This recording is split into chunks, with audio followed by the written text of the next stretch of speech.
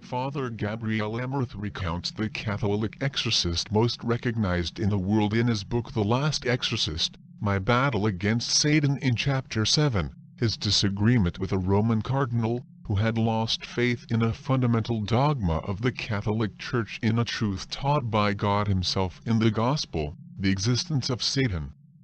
The exorcist prefers not to name the cardinal, but the fact is real and shows us to what extent has entered the modernist heresy to the highest peaks of the Church.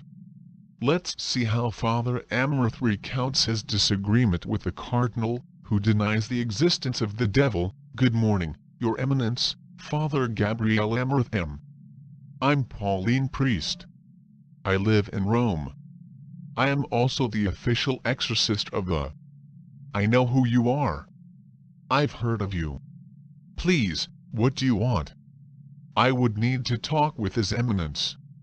With what purpose? Well, I have formed an association of exorcists. We met in Rome to discuss and help us. He must know that in the world are actually very few. Listen, now I have no time. If you want, you can come to my house tomorrow. So you tell me what you want. Bye. Cardinal terminates the telephone conversation rather abruptly. Or at least so it seems. Something tells me I will not sympathetic. I intuit the reason for this. But I still want to meet him. The next day I announce I do at home at the appointed time. A band-aid very polite enters a room at the end of a corridor. A few moments later, without looking at me, she coming towards me. Enters another room without saying anything.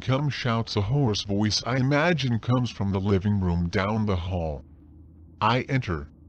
His Eminence is sitting in an armchair. Before he has on a TV. In his hand he is over. It beckons me to sit in a chair next to the TV. After sitting down, turn off the TV. You wanted to see me. So here I am. Tell me. Well, Eminence. He wanted to inform you of the fact that, as the exorcist of the Diocese of Rome, I thought convene a small meeting of exorcists. We are few in the world and very few in Italy. I thought that we can help ourselves. It is a difficult office. So I came here just to tell you about this initiative. But should inform Rumini Cardinal Camillo Rumini is, at the time when this conversation takes place, yet the Vicar Bishop for the Diocese of Rome, Cardinal Ugo Poletti successor. Editor's note, not me. I lead a Vatican office that on paper might have jurisdiction in this matter, but only on paper. Which must be informed as Rumini. Your Eminence, Rumini has already been reported. I have written personally. I think should also tell you. Yes, of course. He has done well. But as for this story of the devil... What, excuse me? I say that. You do the office of exorcist, but we both know that Satan does not exist, right? What do you mean we know that does not exist? Father Amorth. Please. You know better than I that this is a superstition. Do not you want me to believe that you really believe what? Your Eminence, I am amazed to hear these words from a personality as important as you. La wonder? But why? Do not come to tell me you really believe that I believe that Satan exists really? I do not. And I hope nobody believes it. Disseminate certain fears is not good. Well, yes, Your Eminence, do not have to tell me. Rather, if I may, I will suggest something. Tell me you should read a book that maybe can help you. Oh yeah. What book? Father Amorth Usted should read the Gospel. Amorth 01 on glacial silence reigns in the room. Cardinal looks at me seriously unanswered. So what harassment? Your Eminence, it is the Gospel that speaks of the devil. It is the Gospel that tells us that Jesus cast out demons. And not only this, is the gospel, that says that among the powers given to the apostles is that of casting out demons. What do you want to do, remove the gospel?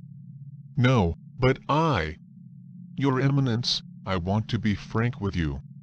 The Church commits a grave sin to not to speak of the devil. The consequences of this attitude are very serious. Christ came and fought. Against whom? Against Satan. And he won. But he is still free to tempt the world. Today. Now. And what do? You tell me that are just superstitions? Also the gospel is then only superstition? But how can the Church explain evil without speaking of the devil? Father Amorth, Jesus drives out demons, it is true. But it's just a way of talking to bring out the power of Christ. The gospel is a continuous expression of parables. All are parables. Jesus always taught in parables. But Eminence, when Jesus wants to use a parable clearly says, the gospel says, Jesus told them this parable. While the gospel clearly distinguishes historical facts really occurred, healings, teachings, reproofs, exorcisms, differentiating these cures. When Jesus drives out demons is not as a parable, but a reality. He did not fight a ghost, but against a reality, otherwise it had been a farce. Many saints fought against the devil, many saints were tempted by the devil. Think for instance on the experiences of the Desert Fathers. Many saints performed exorcisms. So all would have been a false, neurotic?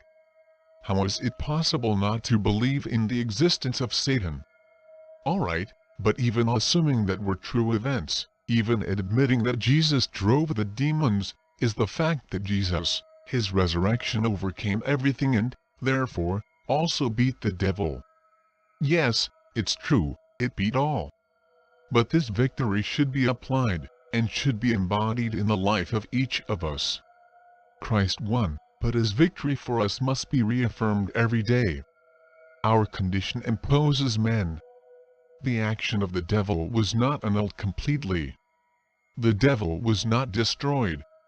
The gospel says that the devil exists and tempted to Christ himself. Jesus has given weapons, us has also given us, to beat him. The devil can still tempt us, we can all be tempted, as evidenced by prayer against the evil, that Jesus himself taught us in the Our Father. Until Vatican II, the end of the Mass prayer was said to Saint Michael Archangel, that little exorcism composed by Pope Leo XIII in the prologue of John's Gospel. Just read in liberating key. His Eminence does not know what to say, or speak or react.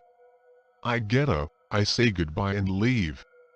And I think, how far we have come. And knowing that until the early Middle Ages exorcists were everywhere. Then, unfortunately, something changed.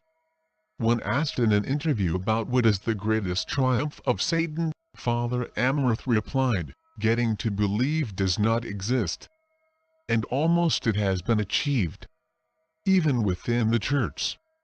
We have a clergy and an episcopate who no longer believe in the devil, in exorcisms, in the extraordinary evils that can cause the devil, and even in the power that Jesus has given us to expel the demons. For 3 centuries, the Latin Church, unlike the Orthodox and Protestants of various denominations, has left almost completely the ministry of exorcism. When not practicing exorcisms, not studying and not having ever seen them, clergy no longer believe in them. But, even, believe in the devil. We have whole episcopate, who are hostile to exorcisms. There are countries where there is not even a single exorcist, as Germany, Switzerland and Portugal. Alack, terrifying. Jesus said, salt is good, but if the salt has lost what will be seasoned, nothing is worth neither for the soil nor manure to serve, so he is thrown out and useless. Who has ears to listen, Take good care of this. Luke 14:34-35. Today many modernist priests no longer believe in Satan, as he has denounced not only the Father Amorth, but also, among others, Pedro Mendoza Pontoya, Father, General Coordinator of Exorcists of the Archdiocese of Mexico City. There are many skeptics among the priests themselves, says Father Mendoza. He adds, they forget that who does not believe in the existence of the devil is outside the gospel,